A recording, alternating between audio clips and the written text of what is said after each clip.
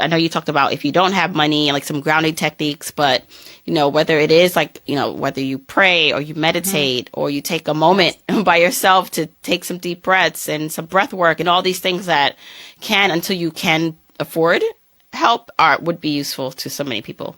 Yeah, because a lot of us never learned that stuff. Like I certainly didn't know how to what's called self-regulation. Most of us want to be in this one state, which is just connectivity and calmness and peace. That's where we'd love to live. But typically, especially if we have trauma that we haven't dealt with, something will set us off, a trigger that will get us into fight or flight mode or freeze and fawn mode. And those are not happy places. And so when you learn to self-regulate and become more self-aware, it's easier for you to, after you get triggered, because there's no way to avoid getting triggered, unfortunately, or eventually it won't be as intense, but still something will happen.